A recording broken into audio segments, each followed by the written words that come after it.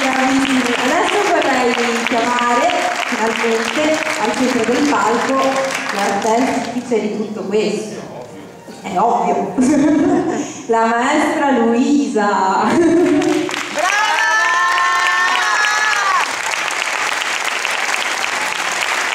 Buona Luisa, ti tocca dire le parole. Tocca a te adesso. Cosa posso dire? Ringrazio tutti, sono stati bravissimi, abbiamo avuto un po' di intoppi, spero che non si siano visti tanto. Un po' sì, però soprattutto uno. Vabbè.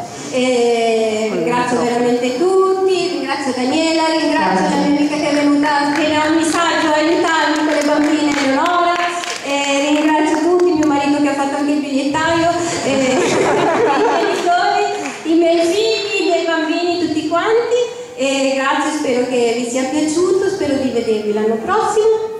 Vi ricordo che martedì, chi vuole, facciamo un po' di festa in palestra, almeno non andate via, se no stasera sparite tutte, io poi non vedo più nessuno. E martedì facciamo un po' di festa. Se avete voglia, chi può, io vi aspetto. A questo punto, ciao, grazie mille. Grazie, siete stati un pubblico bravissimo. Veramente, volevo dire una cosa.